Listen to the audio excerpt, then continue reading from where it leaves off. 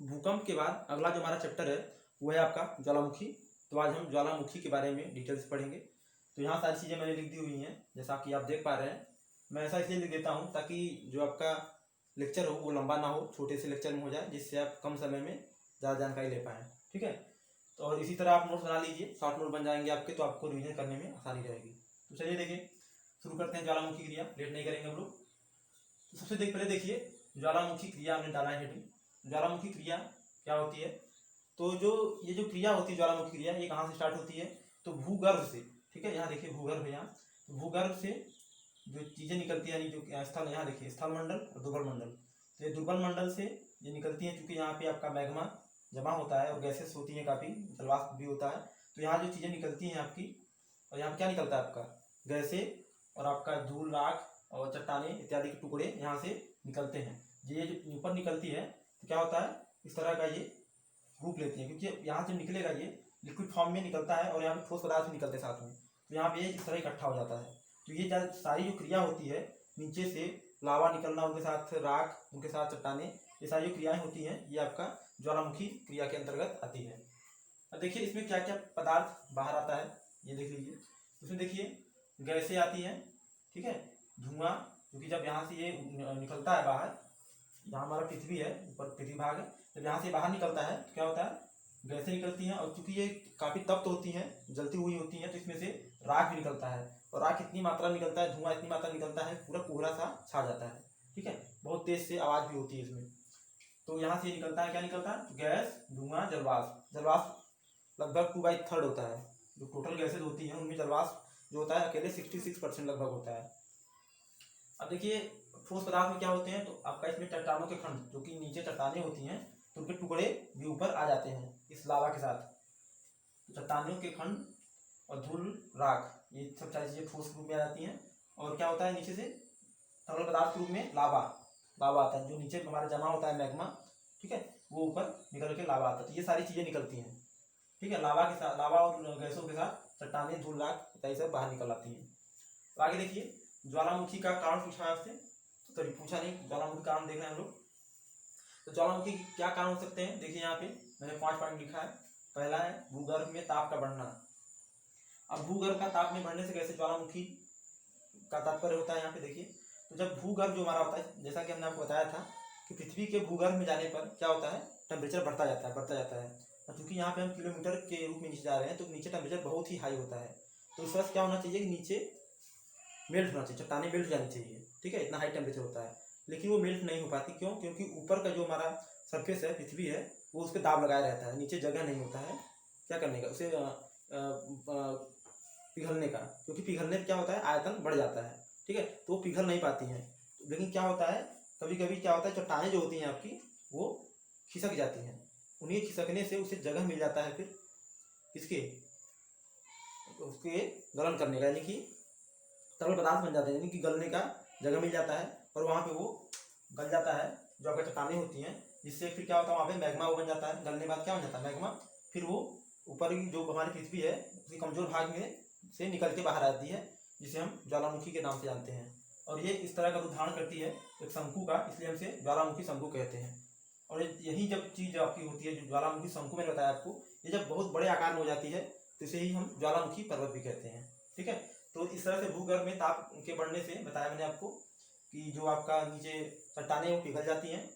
तो चूँकि पिघल नहीं पाती ज़्यादातर, क्योंकि नीचे ऊपर से काफ़ी दबाव होता है, लेकिन कहीं कहीं क्या होता है, चट्टानें खिसक जाती हैं, तो वहाँ पे जगह बन जाता है, पिघलने के लिए जगह मिल जाता है उन्हें, तो वहाँ वो पिघल जाती हैं। और फिर वो जहाँ पे कमज़ोर होती है भूक्रस्ट, वहाँ से वो ऊपर निकल के ज्वालामुखी रूप में निकल जाती हैं। तो ये हो गया पहला आपका। दूसरा देखिए गैसों व जलवाष्प की उत्पत्ति। गैसों जलवाष्प की उत्पत्ति देखिए। अब देखिए चूंकि मैंने आपको बताया था कि वो जलवाष्प कैसे पृथ्वी में चला जाता है, मैंने बताया था कि जो बड़े बड़े बांध या फिर जो दरारें होती हैं, घाटियाँ होती हैं, वहाँ पे जो जल जमा होते हैं, वो क्या करते हैं, नीचे उनका रिसाव होता है, ठीक है। जब पानी जब नीचे जाती है, तो वहाँ पे चूंकि टेम्परेचर हाई होता है काफ़ी, तो क्या होता है, ये जो जल होता है आपका, ये वाष्प में बदल जाता है, जलवाष्प का रूप धारण कर लेता है, ठीक है। और जलवाष्प क्या होता है, जब गैस का रूप धारण कर लिया तो ये हल्का होता है, ठीक है। तो ये गैसें चूंकि गर्म होती है नीचे आके, तो ये ऊपर उठना चाहती हैं। फिर क्या करती है, वो जहाँ पे उन्हें कमजोर भाग मिलता है वहीं से उद्गार करती हैं, ऊपर निकलती हैं, अपने साथ में विभिन्न चीज़ें लेके आती हैं, जैसे चट्टानों के टुकड़े इत्यादि लेके आती हैं, ठीक है। ये आपका हो गया। दूसरा देखिए असंतुलन। असंतुलन से कैसे आती है? देखिए पृथ्वी पे हम बहुत सारी चीज़ें करते हैं, जैसे मैं बताया था आपको कि रेलवे ट्रैक और आपका बांध इत्यादि चीज़ें हम करते हैं। इन सब चीज़ों से क्या होता है, पृथ्वी के नीचे अगर असंतुलन की स्थिति पैदा हो जाती है, क्योंकि स्थिर होता है, तो वहाँ पे अगर असंतुलन की स्थिति पैदा हुई तो उसके अंदर क्या होता है, इसके अंतर्गत असंतुलन में चट्टानें एक दूसरे में टकराती हैं, वलन पैदा हो सकता है, एक दूसरे से दूर जा सकती हैं, और क्या होता है वहाँ पे मेल्टिंग हो सकती है, ये सारी चीज़ें हो सकती हैं, जिसके कारण क्या होगा, वहाँ पे मैग्मा तैयार होगा, या फिर वहाँ जगह जब बनेगा तो वहाँ पे फिर प्लेटें पिघलेंगी। इस तरह की सभी क्रियाओं से यहाँ बहुत ज़्यादा चांसेस बनते हैं सब क्रिया होने के। तो इसके परिणामस्वरूप क्या होता है, जलवाष्प वहाँ से क्या कहते हैं मैग्मा तैयार होती है आपकी, फिर वो आपका कमजोर भाग जहाँ से मिलता है वहाँ से वो ऊपर निकल आती है। तो ये इसका हो गया तीसरा काम। देखिए असंतुलन।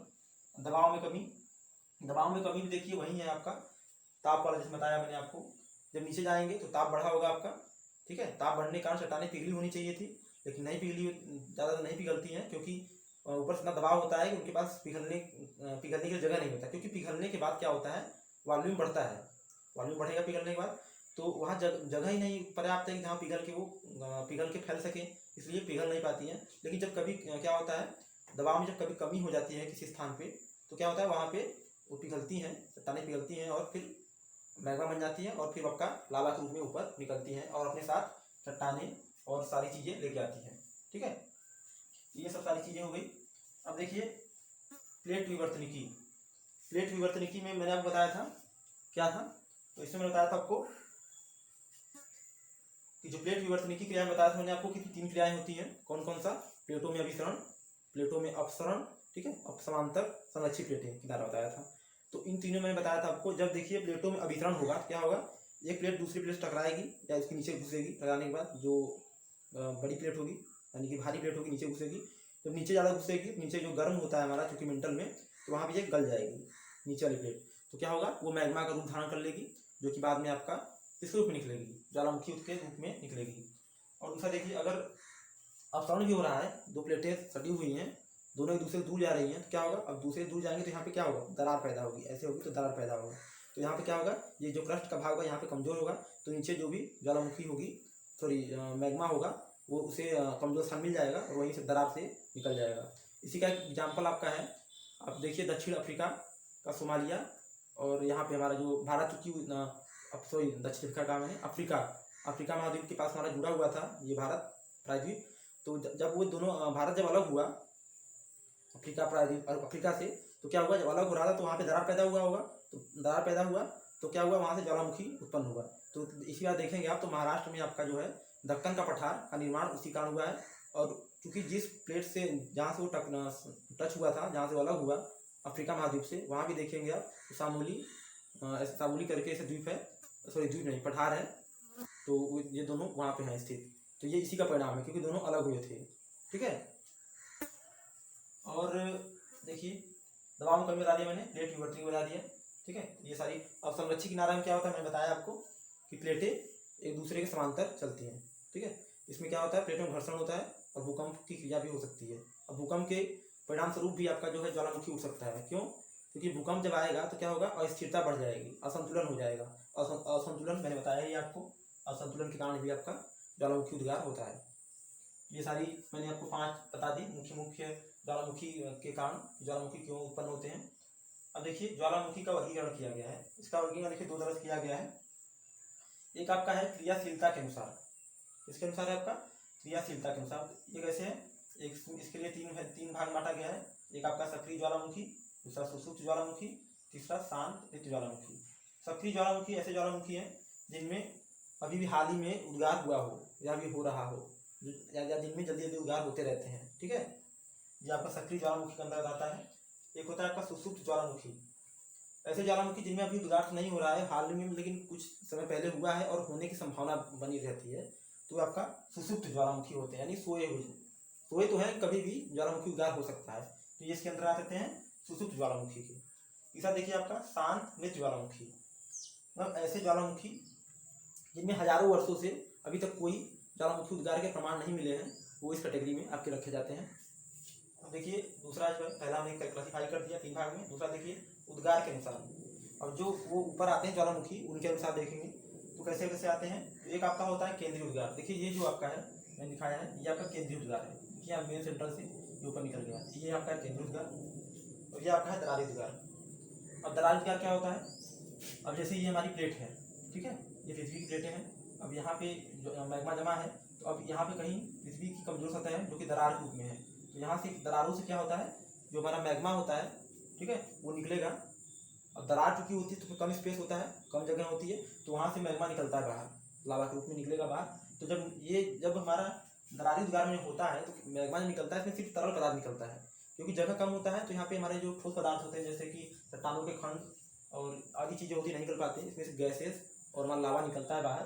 तो ये क्या करता है, क्योंकि ये पतली होती है, काफ़ी पतली होती है, क्योंकि इसमें आपके ठोस पदार्थ नहीं होते, तो ये क्या करती है, दरारों के माध्यम से ऊपर निकलती है। जैसे मान लीजिए यहाँ पे आपका ये दरार है, ये यहाँ तक गया हुआ है, तो यहाँ से जो मैग्मा निकलेगा यहाँ से इस तरह से निकल जाएगा बाहर, और ये सब फैलता जाएगा, क्योंकि पतली होती है तो फैलता जाएगा फैलता जाएगा।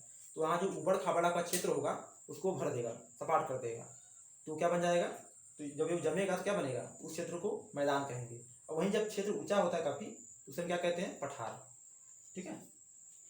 अब केंद्रीय उद्गार मैंने बताया आपको, देखिए यहाँ पे इसमें ज्वालामुखी जो होता है आपका बिल्कुल सेंट्रल से निकलता है इस तरह से, और इसमें काफ़ी तीव्र विस्फोट होता है और काफ़ी तेज आवाज़ आती है। इसमें आपके गैसें और लावा और चट्टानों टुकड़े, बड़े बड़े टुकड़े भी जाते हैं काफ़ी ऊपर, और ये काफ़ी आपके विनाशकारी होती है, ठीक है। इससे आप क्या बनते हैं, इससे ज्वालामुखी शंकु, ज्वालामुखी पर्वत, ज्वालामुखी शंकु का ही जो बड़ा रूप होता है आपका, वही आपका ज्वालामुखी पर्वत कहलाता है, ठीक है। तो ये आपका ये दोनों हो गया। अब देखिए शंकु, क्योंकि हमने यहाँ पढ़ा आपका सक्रिय ज्वालामुखी। अब देखिए शंकु, क्योंकि हमें बताया ज्वालामुखी शंकु बनता है। अब देखिए शंकु कैसे कैसे होते हैं, जो शंकु देखिए करीब 8 है, सॉरी 8 नहीं 7 है, 7 में दिखाया है आपको कि ये शंकु जो बनते हैं किस किस तरह से बनते हैं। तो एक आपका है अम्लीय लावा शंकु, शंकु के अंदर ये जो सिंपल मैंने बताया आपको शंकु का रूप, इसमें आपका एक होता है अम्लीय लावा शंकु। इसमें क्या होता है, तो ढाल होती है, देखिए ये ढाल है आपकी, ये ढाल है, ये तेज ढाल होती है, यानी तीव्र होती है, तीखा बिल्कुल ऐसे, ठीक है, तेज ढाल होती है। और कम, क्योंकि तेज ढाल होगी, ढाल बिल्कुल तेज होगी तो स्थान कम लेगा, तेज, और जब ढाल कम होगी तो स्थान ज़्यादा लेगा। देखिए ये कम ढाल है, ये तेज ढाल है, तेज ढाल कम स्थान, सिलिका अधिक होती है। अब सिलिका अधिक होती है तो क्या होता है, बहुत तेजी से जमता है ये, जब सिलिका की मात्रा अधिक होती है इसमें ज्वालामुखी में, तो जो ये आपका ज्वालामुखी होता है शंकु, ये काफ़ी तेजी से जम जाता है। इसी कारण ये तेज ढाल की होती है, क्योंकि ऊपर निकलती है और नीचे गिरती है, तुरंत उसी में जम जाती है। दूसरा देखिए पैठिक लावा शंकु, ये देखिए इसका उल्टा है, कम ढाल, ये तेज ढाल था तो ये आपका कम ढाल। अब जब कम ढाल है तो ज़्यादा स्थान लेगी, जाहिर सी बात है। अब सिलिका कम, इसीलिए तो कम ढाल है ना सिलिका की वजह से, क्योंकि सिलिका ज़्यादा होती है तो जल्दी ठंडा होता है, यहाँ कम है तो देर ठंडा होगा, तो ये फैल जाएगी, इसलिए ज़्यादा स्थान लेती है। इसमें विशाल अधिक होता है आपका। तीसरा देखिए आप मिश्रित शंकु, ये क्या है, अधिकांश ज्वालामुखी शंकु तेज से मध्यम ढाल, बड़े क्षेत्र में फैलाव, जो मिश्रित शंकु होता है, जो सर्वाधिक जो शंकु बनते हैं ज्वालामुखी उद्गार के बाद, वो यही शंकु होते हैं। कौन से, मिश्रित, यानी ये न तो ये होते हैं या न तो ये होते हैं, मैक्सिमम ये होते हैं मिश्रित शंकु, इन दोनों के मिले जुले रूप। अधिकांश ज्वालामुखी शंकु देखिए ऐसे ही होते हैं, तेज से मध्यम ढाल, जो ढाल होता है आपका तेज से लेकर मध्यम तक होता है, कम न ज़्यादा होता है, ठीक है, बहुत ज़्यादा, तेज से मध्यम तक होता है, बड़े क्षेत्र में फैलाव, बहुत ज़्यादा दूर में फैलाव होता है इसका। एक परत लावा, यानी कि जो उसका जो उद्गार होता है इसमें एक परत लावा की होती है, ठीक है। उसके बाद क्या निकलता है, लावा के बाद फिर ठोस पदार्थ, यानी कि जो चट्टानों के टुकड़े, राख, धूल के कण इत्यादि होते हैं। देखिए किस तरह होता है। अगर देखिए ये आपका निकल गया, ये मान लीजिए आपका निकल गया क्या, लावा। अब क्या निकलेगा, अब इसमें एक ये परत हो गई, अब निकलेगा आपका ये ठोस पदार्थ, ये निकल गया, फिर निकलेगा पर लावा, ऐसे ऐसे फिर बनता है। सिंडर शंकु, इसमें क्या होता है, देखिए वो काफ़ी एग्जाम पूछा जाता है वो सिंडर शंकु, तो लावा ना निकल पाए, इसमें क्या होता है, सिंडर शंकु में लावा नहीं निकलता है, राख, ठोस पदार्थ, धूल, ये सब निकलता है। सिंडर शंकु मोस्ट इंपॉर्टेंट है, एग्जाम पूछा जाता है, क्योंकि इसमें लावा नहीं निकलता है, इसमें क्या निकलता है, राख और ठोस पदार्थ निकलते हैं और गैसें निकलती हैं। और ये इसका जो मुख होता है वो कैसा होता है, काल्डेरा जैसा। काल्डेरा आपने भी नहीं पढ़ा है, आगे मैं पढ़ाऊंगा अभी। काल्डेरा में से क्या होता है, जो शंकु होता है इसका ये ऊपर का जो सिरा होता है गड्ढा होता है, ये जैसे शंकु आपका है, यहाँ पे ये गड्ढा से सिरा होता है, क्यों होता है, क्योंकि यहाँ पे विस्फोट होता है ना, ये ऊपर जो सिरा है उड़ जाता है, यहाँ पे गड्ढा जैसा बन जाता है, विशाल गड्ढा बन जाएगा, आपका बड़ा होगा विशाल गड्ढा बनेगा, आगे पढ़ेंगे। अब देखिए पराश्रित शंकु, पराश्रित शंकु जैसा नाम से विदित है, ज्वालामुखी की मुख्य नली बंद या अन्य कारणों से। पराश्रित शंकु क्या होता है, या तो जब ज्वालामुखी की नली जो होती है, मुख्य नली, ये बंद हो जाती है, या फिर अन्य कारणों से क्या होता है कि ज्वालामुखी जो है आपका मुख्य नली से ना निकल कर इन दरारों से इधर निकल जाती है। अब जैसे मान लीजिए यहाँ से निकला, यहाँ पहुंचा कहीं, इधर से ऐसे निकल सकता है, ठीक है। तो जब ऐसे निकलती है इसे कहते हैं पराश्रित शंकु, मुख्य नली बंद होने से निकलता है आपका ये, ठीक है। अगर देखिए गुंबदाकार शंकु, गुंबद के आकार का शंकु, जब अम्लीय शंकु का लावा गाढ़ा हो जाए, देखिए जो अम्लीय लावा था इसमें जो सिलिका दिखता, जब ये जो इसका वो निकल रहा था, लावा निकल रहा था, जब लावा गाढ़ा हो जाता है तो आपका जो आकृति बनती है वो कैसे बनती है, गुंबदाकार। गुंबदाकार मतलब अभी चूंकि शंकु का आकार ऐसा होता है, ठीक है, लगभग कुछ यहाँ पिच होता है, जब गुंबदाकार निकलेगी तो ये जो आपका है जब गाढ़ा होगा तो इस तरह नहीं होगा, ये आपका ऐसे हो जाएगा, ये गुंबदाकार हो जाएगा। अगला देखिए गियो शंकु। तो गियो शंकु क्या होता है, सपाट शीर्ष वाले जलमग्न शीर्ष, यानी जो शंकु का शीर्ष होगा ये आपका सपाट होगा और जलमग्न, ये सपाट, यहाँ पे जलमग्न, ठीक है, इसे गियो शंकु के रूप में लेंगे। ये पहला था, पहले के अंदर इतने आपके थे, शंकु के अंदर इतने शंकु होते हैं, ठीक है। दूसरा देखिए क्रेटर, ऐसा नाम है क्रेटर, मतलब क्या होता है, गड्ढा होता है आपका। तो ज्वालामुखी शंकु के शीर्ष भाग में विस्फोट या धसाव के कारण खड्डा, ज्वालामुखी शंकु का शीर्ष होता है, ये जो शीर्ष है यहाँ पे चूंकि विस्फोट होता है यहाँ पे गड्ढा बन जाता है, मैंने बताया जैसे आपको यहाँ बताया था, यहाँ पे आपका गड्ढा बन जाएगा। अब ये ज्वालामुखी का यहाँ बना ये गड्ढा बन गया यहाँ पे, ठीक है, तो गड्ढा बन जाता है। अब ये विस्फोट कहाँ भी हो सकता है और धसाव कहाँ, जो यहाँ पे ज्वालामुखी से धंस जाती है तो यहाँ पे गड्ढा हो सकता है, ठीक है। तो यहाँ पे जो इसका आपका डाया होता है करीब 1 किलोमीटर तक होता है, जो ये धंसा हुआ भाग है आपका, इसका डाया कितना हो सकता है, 1 किलोमीटर तक, 800 से लेके 1 किलोमीटर तक होता है। अगला देखिए काल्डेरा। काल्डेरा क्या है, मैंने ऊपर नाम आया था, तो देखिए अब यहाँ पे है काल्डेरा। देखिए क्रेटर का बड़ा रूप, क्रेटर मैंने आपको बताया गड्ढा होता है, ठीक है, विस्फोट या फिर धसाव कारण हो जाता है। और काल्डेरा में क्या होता है, इसी क्रेटर का अगर जो विस्तृत रूप देखें बड़ा रूप में, क्योंकि यहाँ पे जो आपका व्यास था कितना था, 1 किलोमीटर बताया मैंने इस खड्डे का, अब व्यास कितना हो जाएगा 8 से 10 किलोमीटर, यानी क्रेटर का जो विशाल रूप होगा वो आपका काल्डेरा कहलाएगा, ठीक है। ना देखिए लावा पठार। लावा पठार क्या होगा, लावा दरारों से निकलकर, मैंने यही बताया था आपको, इसमें बताया था दरारें द्वारा बताया था, ठीक है। जो लावा होता है जब दरारों से निकलता है तो क्या होता है, सिर्फ वहाँ लावा निकल पाता है, क्योंकि ये ठोस चीज़ें नहीं निकल पाती, क्योंकि जगह कम होता है दरार में, तो उससे जो निर्माण होता है आपका, वो क्या निर्माण होता है, पठार का। ऊंचे स्थान में ऊंचा, काफ़ी ऊंचा हो जाता है तो पठार होता है, और वहीं अगर आपका निचले स्थान पर रहता है, ठीक है, सामान्य स्थान पर रहता है तो आपका वो मैदान होता है। ज्वालामुखी द्वीप, पांचवा है ज्वालामुखी द्वीप। ज्वालामुखी द्वीप कैसे बनते हैं, देखिए समुद्री तली पर ज्वालामुखी उपकार। अब आपकी मान लीजिए समुद्री तली है, ठीक है, ये समुद्र की तली है, यहाँ पे जल भरा हुआ है और ये तली है इसकी।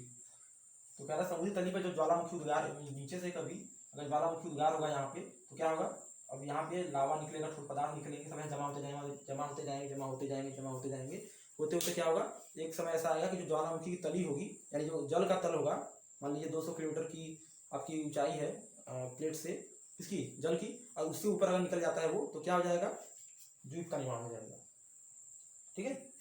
तो ये थे मैंने बताया आपको, ये शंकु पहला था, दूसरा क्रेटर, तीसरा काल्डेरा। इस तरह से आपका जो ज्वालामुखी होता है इनके आकार होते हैं, ये प्रकार होते हैं, इस तरह से बन सकते हैं। क्रेटर इस तरह का गड्ढा बन सकता है, काल्डेरा बन सकता है, लावा पठार, ज्वालामुखी द्वीप, ये बन सकते हैं आपके।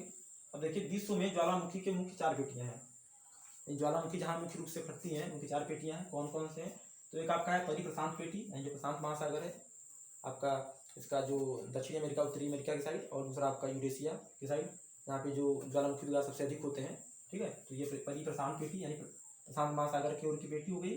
दूसरा आपका मध्य महाद्वीपीय पेटी, यानी महाद्वीप के मध्य जो पेटी है, और ये आपका जो हमारे हिमालय पर्वत से होके यूरेशिया से साथ निकलती है ये, ठीक है। तीसरा है अंध महासागरीय पेटी। चौथा है इन तीनों के अलावा अन्य बिखरे केंद्र, अलग अलग स्थानों पे जो होते हैं बिखरे हुए, ठीक है, ये हो गया। और एक ही देखिए यहाँ पे नोट में लिखा हुआ है, विश्व में लगभग 500 सक्रिय ज्वालामुखी हैं। कितने हैं, विश्व में लगभग 500 सक्रिय ज्वालामुखी हैं, ये आपको याद रखना है, सक्रिय ज्वालामुखी हैं, ठीक है। यहाँ देखिए दिखाया हुआ है स्थलमंडल, जलमंडल। तो मुझे लगता है सारी चीज़ें हो गई हैं। तो उम्मीद है आपको ये लेक्चर पसंद आया होगा। अगर आपको ये लेक्चर पसंद आता है तो लाइक जरूर कीजिए, दोस्तों में शेयर कीजिए, और चैनल पे अगर नए हैं तो सब्सक्राइब करना बिल्कुल ना भूलें। तो दोस्तों आज के लिए बस इतना ही, मिलते हैं फिर आपको अगले लेक्चर में।